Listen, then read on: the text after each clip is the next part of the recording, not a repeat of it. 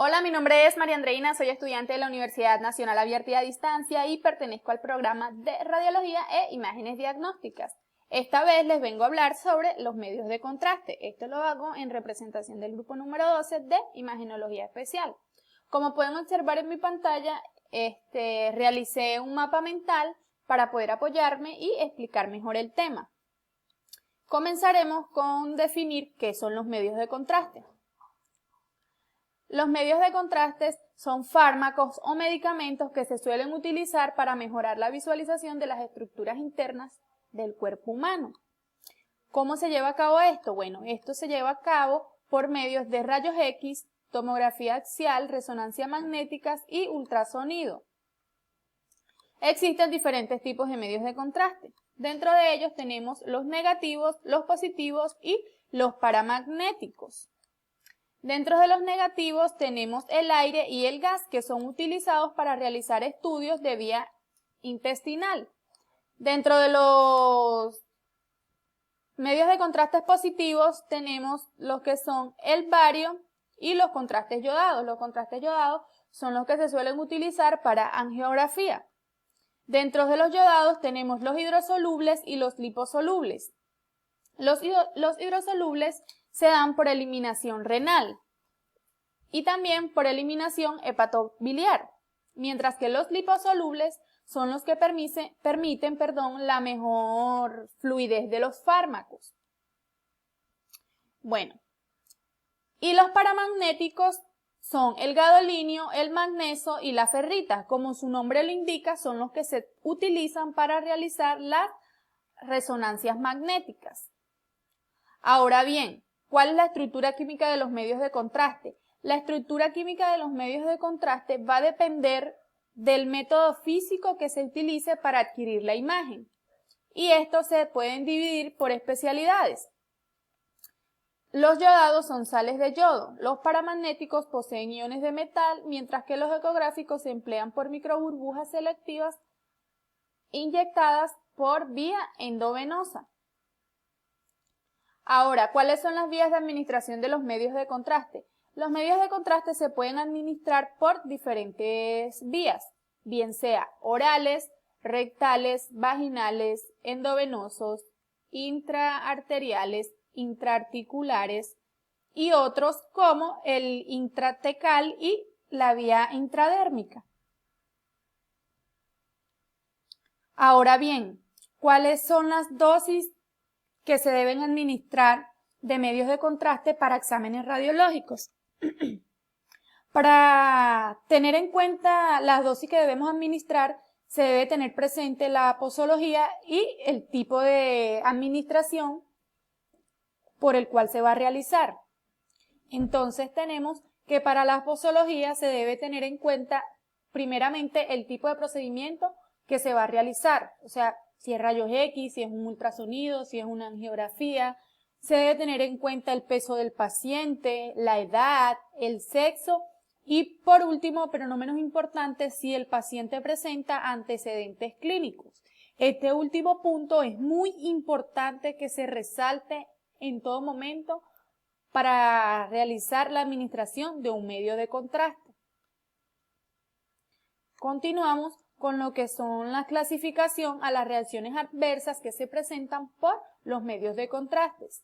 Dentro de estas clasificaciones tenemos que ellas se pueden clasificar en riesgos leves, riesgos moderados y riesgos severos.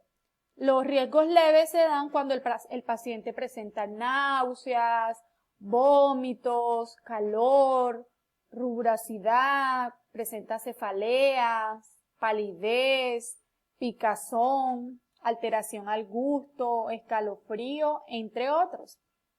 Mientras que los riesgos moderados son la hipotensión, el broncoespasmo, es decir, son reacciones más avanzadas a los síntomas leves, que fueron los que les mencioné anteriormente.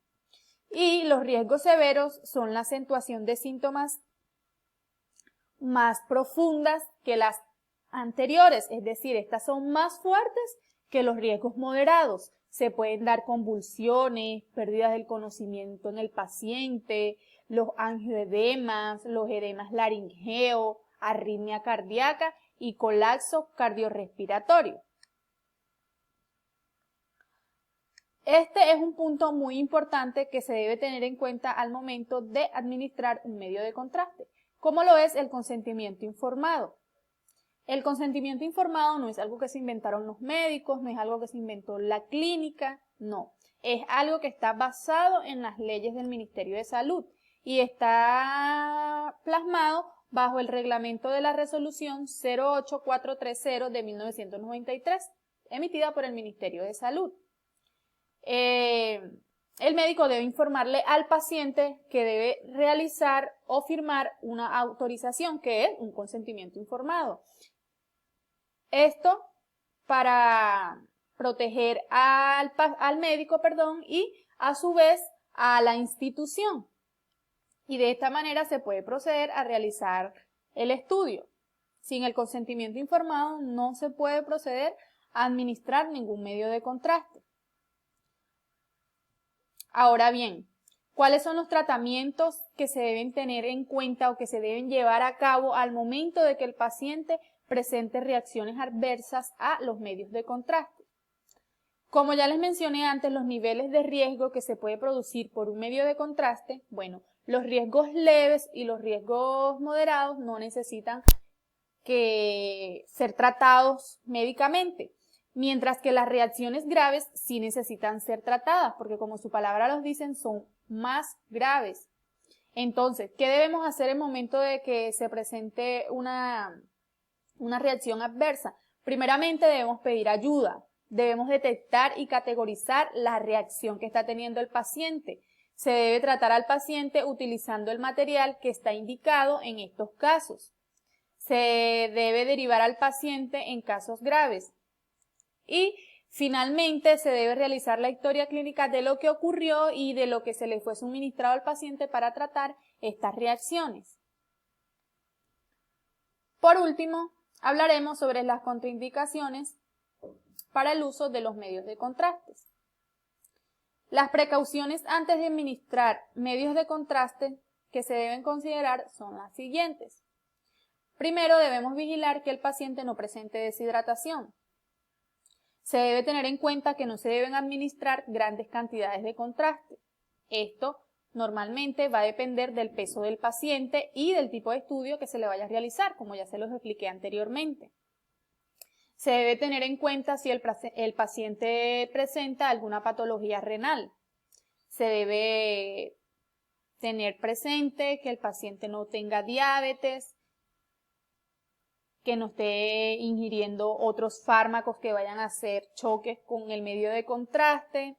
Se debe tener en cuenta la paraproteinuria y otros factores como la edad avanzada, o sea, las personas con edad avanzada no pueden recibir la administración de medios de contrastes.